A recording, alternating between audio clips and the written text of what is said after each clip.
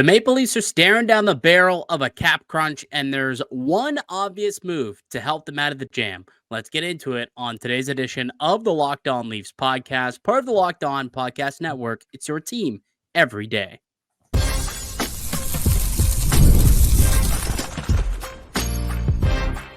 You're Locked On Maple Leafs, your daily podcast on the Toronto Maple Leafs, part of the Locked On Podcast Network, your team every day.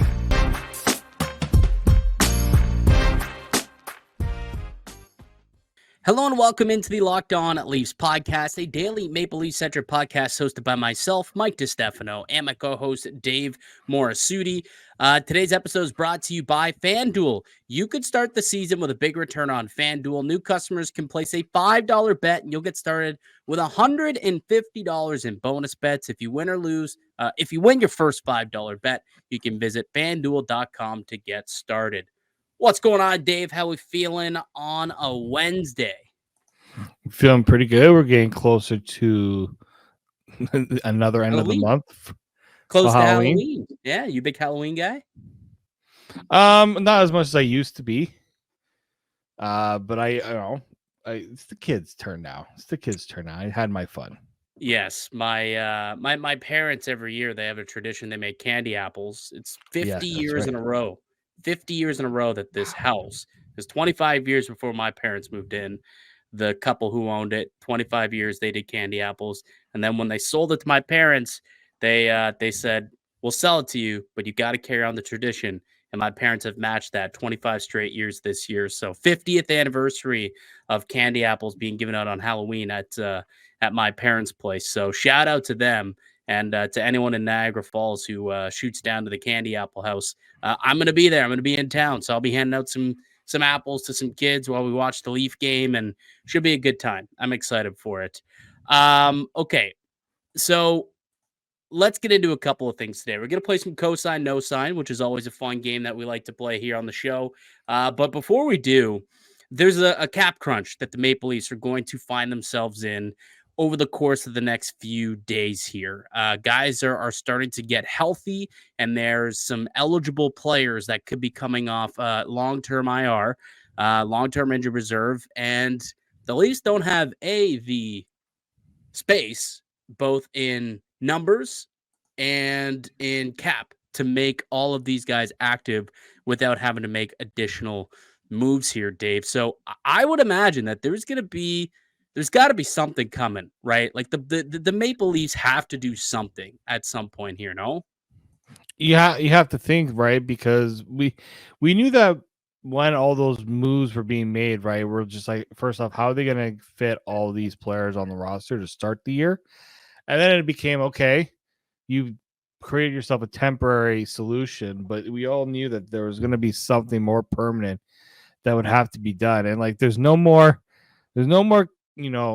juggling around of LTIR, IR unless some players are not ready to come out off LTIR, but basically what we've been seeing since, the last couple weeks, guys have been skating.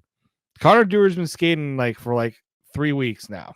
He was skating, same with Yarncroc. Both of those guys were with the team skating during training camp. Yeah. Duer only got placed on LTIR after Woll had to go on IR so that they could create cap space to call up Dennis Hildeby. So, the Maple Leafs, these guys aren't long-term situations. There is the thought that these players were going to be capable and able of coming on to the get ready to come rejoin the Maple Leafs once they're 30, either was it 10 games or 24 days, which comes up on the 1st. So as of November 2nd, so this Saturday, all of those players can be activated. It's Duer, Hakanpää, and Kelly Yarncroc. Now, we have not technically heard from the team whether or not they'll be ready to go right away. I'm sure they'll be tight-lipped about that just in case they're not able to make some sort of move to get the cap situated.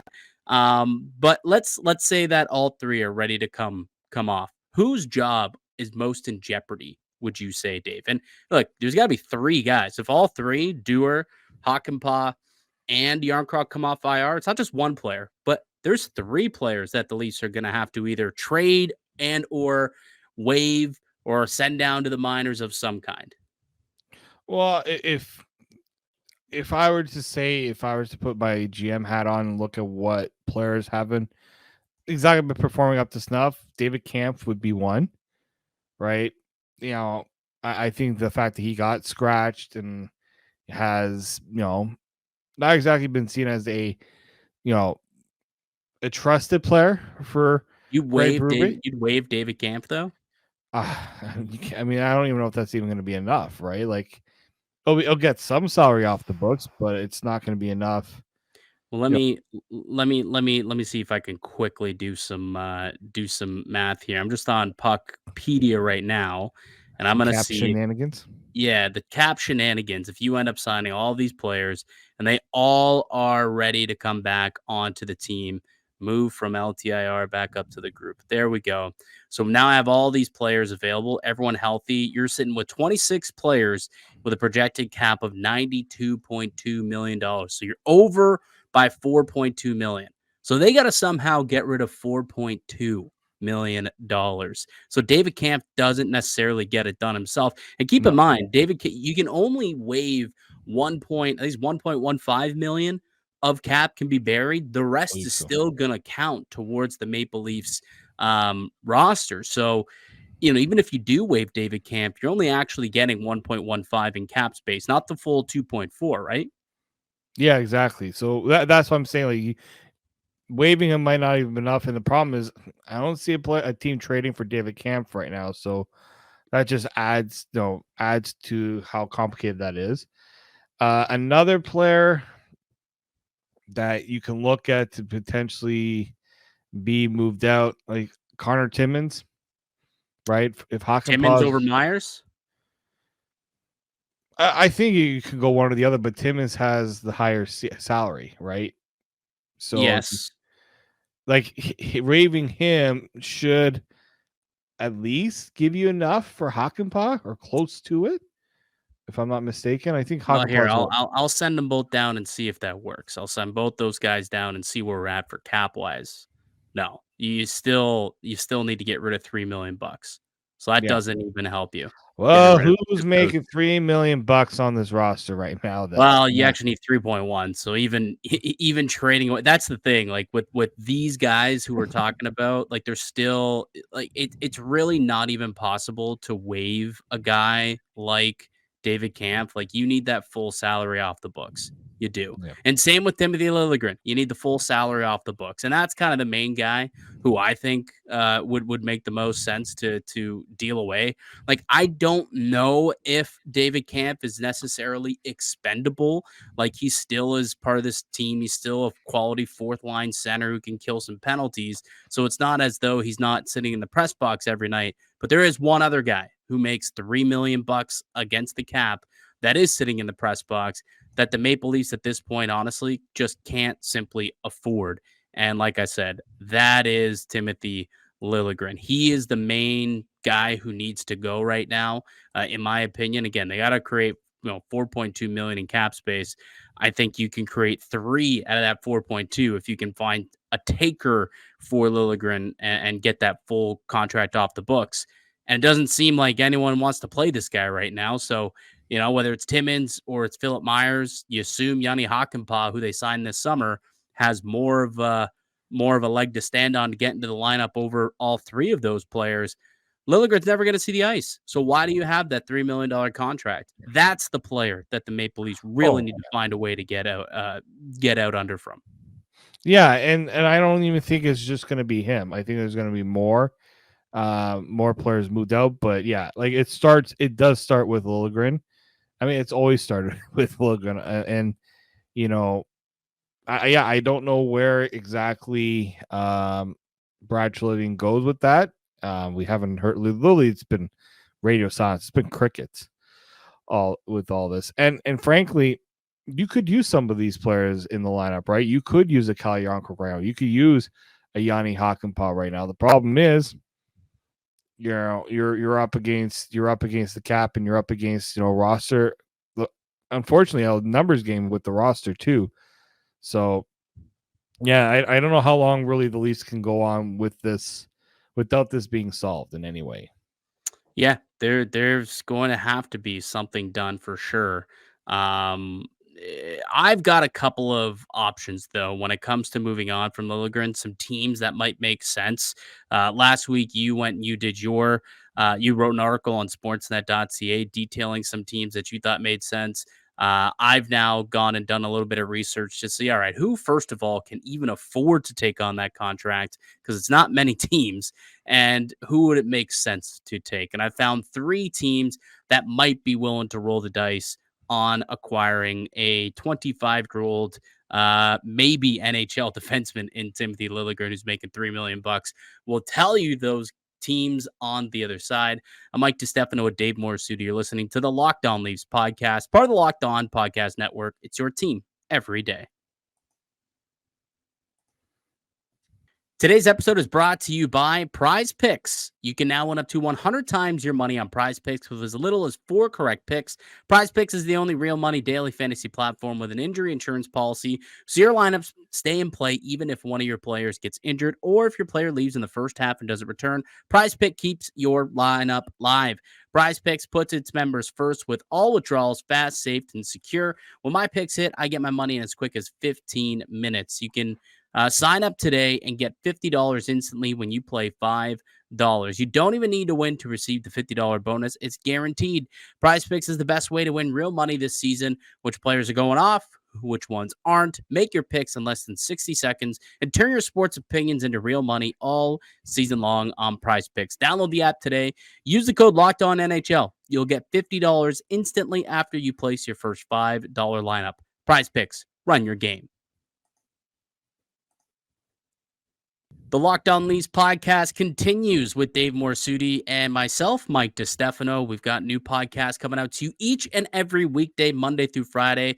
You can find the Locked On Leafs pod wherever you get your podcast at, audio-wise, for you on-the-go listeners, and then up on YouTube as well. If you enjoyed the conversation, we ask that you do subscribe and stay locked in to what's going on with the Maple Leafs each and every day, all season long. All right, Dave. We just finished talking about how the Maple Leafs have to make a trade of some kind. There's roster moves to come if they want to activate these players who are currently on LTIR and itching to get back into the lineup. Timothy Liljegren is kind of the big elephant of the room at this point. The one guy who I believe it makes the most sense to get rid of that money and somehow get rid of that contract. And for me, there are three teams that make sense that might be willing to do it. And really, it's 2.5 teams. And I say that because, well, you'll find out in a sec why it's 2.5. There are only 8 teams right now in the NHL that can even take Liljegren at his full freight of $3 million and not be over the cap. Only 8 of 32 teams. 2/3 of the league, literally, or no, 75% of the league. 75% of the league is unable to even take him on without having to also give up salary, or they would be over the cap. So there's only 8 teams that can even take on Timothy Liljegren. Isn't that insane? It is It, insane it considering really limits the pool, right? well, that's the first problem, right? If a team, let's say a team really wants Timothy Liljegren and the Leafs are insisting that they take the full salary, some of those teams would be like, okay, well, I guess we're gonna go shop elsewhere. Like Unless, it's unless there's like a Nathan Horton-esque deal out there yeah. where it's like an uninsured contract that can go on LTIR. Outside of that type of deal, the Leafs are going to be screwed if teams are looking to, just trade salaries or trade bad contracts, because that's not what the Leafs are looking to do with Liljegren. No, they're not. And obviously also the teams, I mean, Liljegren's in a situation right now where he wants to play. Teams that are looking to trade from probably also are going to be teams that might be able to play him, but it's not exactly going to be, a great a great a great destination maybe for him, what he might consider when he's playing in Toronto. Yeah. But at this rate, getting to play might mean more to him than anything else. I would think just being on the ice, getting an opportunity to get back into a lineup and be a regular is a lot better, even if it's Utah or San Jose or Buffalo, it's better than sitting up in the press box at Scotiabank Arena every night eating popcorn. That I can assure you. But here are the 8 teams that have at least $3 million in cap space to make a deal for Liljegren's contract. It's the Blackhawks, the Predators, the Sabres, the Sharks, Utah, the Flames, the Ducks, and the Columbus Blue Jackets. Now, a couple of those teams just don't make much sense or don't need defensemen. So it really is a very small pool of teams that really can even afford to bring him onto their team and make sense. So here are the 3 clubs that I thought made sense. The Utah Hockey Club makes sense. And that was someone who was on your list as well, right? Yeah. Like this isn't a unique take to say Utah could use a defenseman.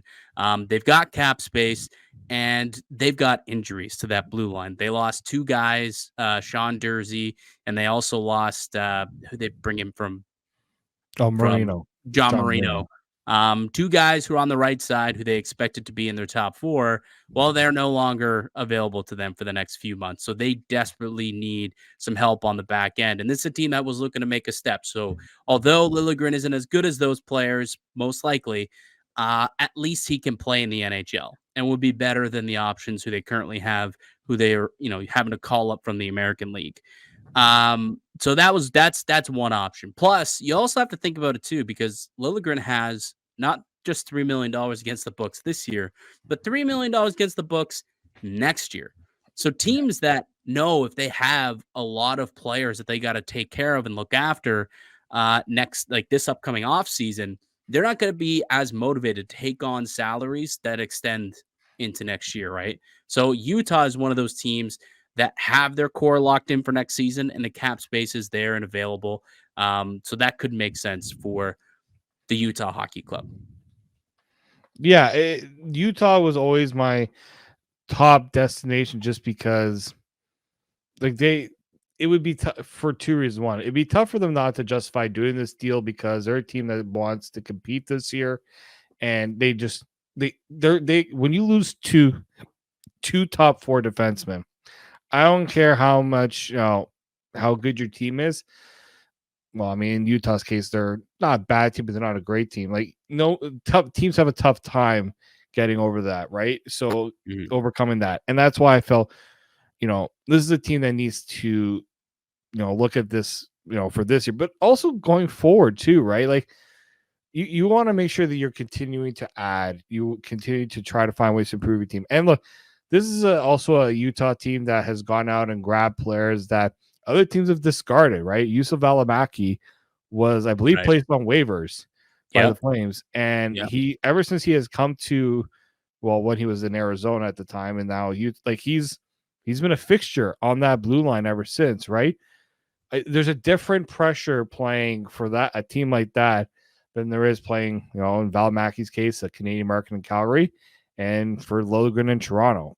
I think that situation could work out and work out a little better for a player like Liljegren. Yeah, that's a really good point. That's a really, really solid point. And that would be a similar comp where it's like a first round pick that flamed out, needed a new change of scenery. A team was willing to take him on as a project and it worked out. Now, Valimaki was not making $3 million when they, decided to gamble on him. So that makes it a little tougher, but all right, my next team, we're looking at the Chicago Blackhawks, Dave. I think Chicago makes some sense for a couple of reasons. A, they are one of the 8 teams that can afford it, and B, they're a young rebuilding team. And I think that if you attach like a little sweetener, some sort of asset to them, they probably will be willing to make this deal. And they're quite weak on the blue line. Like, I'm taking a look at this D right now. Now on the right side, they're not that shallow. Like, they've got Seth Jones, Connor Murphy, and then they've got TJ Brody on the right. But the left side is Wyatt Kaiser, Alex Vlasic, and Nolan Allen. You slide Brody over to the left, and that leaves a spot, third pair right shot defenseman for Timothy Liljegren, who could potentially still turn into an everyday third pair guy. And for a team that's not necessarily going to be competitive this year, probably not next year either, if you get a some sort of asset for taking on that deal, I think that the Blackhawks could make some sense here as well. Well, and they're a team that, again, yes, they're rebuilding, but they also have, a top, budding star in Connor Bedard.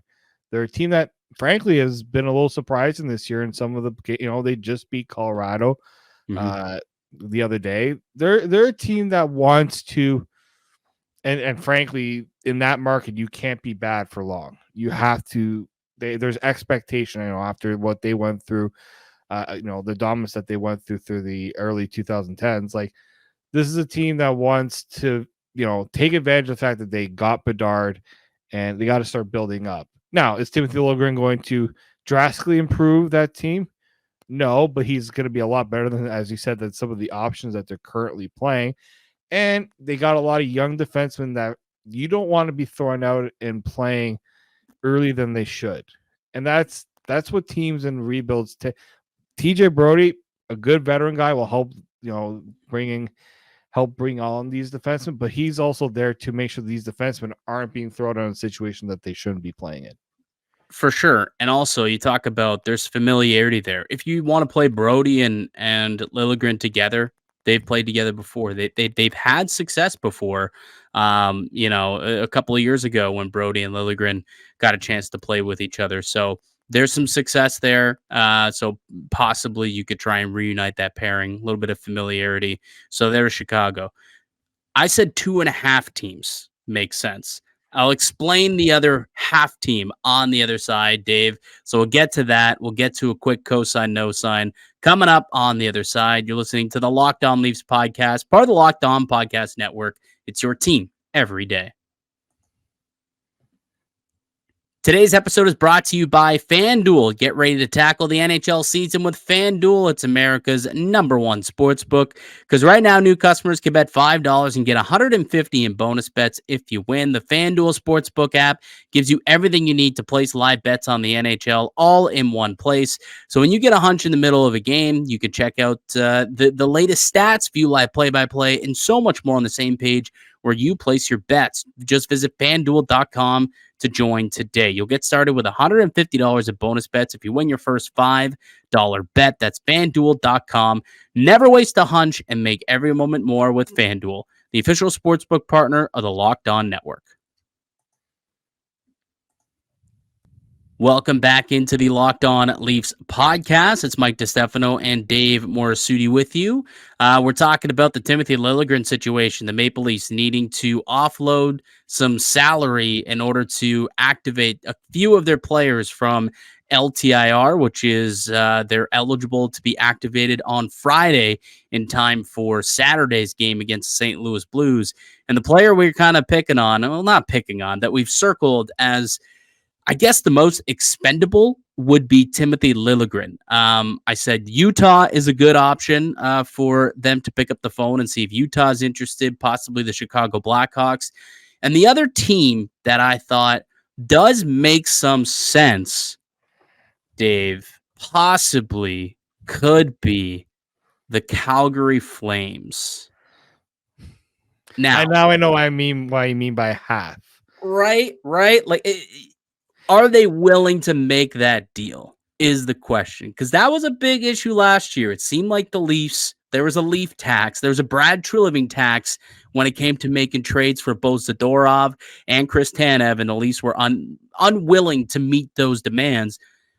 Is that going to be the same case with Timothy Liljegren? Would they look at it and say, no, we're not taking that unless we get, a first-round pick or something else like that in return as a sweetener, a little extra tax, because they're helping out Brad Treliving, which they just don't want to do. So an extra sweetener. And I just don't know if the Maple Leafs will be willing to do that. No, and they shouldn't. I don't think they should, give in to these ridiculous, tactics that the Flame. I mean, it was good that they didn't do it last year when we were trying to get the Tanev deal done. Although it feels like that might have never happened because they were, the Flames were being sticklers about not wanting to eventually. I was thinking about this the other day, though. I'm actually glad it didn't happen, because that team wasn't going anywhere, and you would have just wasted an asset, a valuable asset, to get them. You got them anyways, right? Took a couple months later, but you got him in the summer anyways, and it cost you, they give up a 4th round pick, I think, to get his rights to technically negotiate with him, so it worked out anyway. Yeah, I think, and then when you look at the Flames, again, another team that many are expecting to take a step back, and they, sold off a good chunk of its team Mhm. last year, but this year they're not a team that looks like that's just gonna. Nah, Well, I think they're they're a gonna team that I is think they're gonna eventually going to have. They're not a playoff team. I'm no, going to get that I out of it. But I don't know if they're bad enough also to be like in the lottery mix, because you got like a team like San I Jose. think they are. I think they are. I I don't definitely know. think they are. I mean, I lottery, don't, you just have to be bottom 10 to be that's in the true. lottery. It's not like it's top 5 anymore, right? So I think it's No. possible that they could be that bad, but, um I just think too, like they don't have a lot of good assets. They're an aging team, and they probably could use an extra pick or an extra prospect to take on Timothy Liljegren's contract. Now, again, I don't think Tree Living will be willing to overpay to make that happen because it's Calgary, and I hope it's not the case. But last year felt like they were trying to get a little more from Toronto than they were from other teams. But this is a team that could use some extra assets, and B doesn't really have a good blue line. Like I'm looking at their blue line right now. It's Kevin Ball and Rasmus Anderson as their top pair, Mackenzie Weegar and Danil Miramonov as their second pair, and Braden Paschal and Joel Hanley as their third pair. Like there is space for Timothy Liljegren in that top six, somewhere on the second or third pair, and they could actually utilize him. And he wouldn't just be, a withering body like he is here in Toronto. So there's actually use for Timothy Liljegren over there. So it would make sense from a hockey perspective, but if egos get in the way of this trade, that wouldn't surprise me either. No, but I also think it's just if you're Craig Conroy, it would be bad business to say, I'm not going to do it. Just like, you got to think of the team, where this Flames team needs to start. Again, it's another team that eventually there's going to be a new arena. They're not going to want to have a team that's not competitive when that arena opens, Yeah. right? So, look, if he wants to hold that grudge, then another team might, luck out and get a chance, be able to take a chance on a player like Liljegren. And it'd be interesting, like if a team, let's say, trades from, and it works out for that team.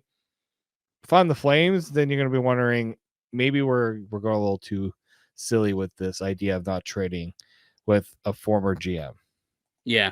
I hope that eventually does get out of their system and they start doing it. I don't know. If didn't it feel like it was like an owner thing? Like the owner didn't want to make a deal with Yeah, Tree Living. Not that's what it was made to necessarily. believe, that it was the ownership group and front office, Yeah. like the Yeah. higher Not ups that necessarily didn't want to do it. the GM. Yeah.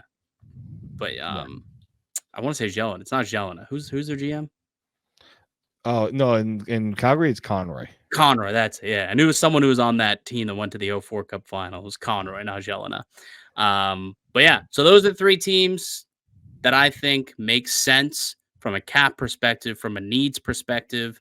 The Utah Hockey Club, the Chicago Blackhawks, and possibly the Calgary Flames, if all things are equal, could make some sense if both sides are willing to have some open and honest conversations when it comes to trade talks. So, is there another team that I missed or anything like that you think would make some sense?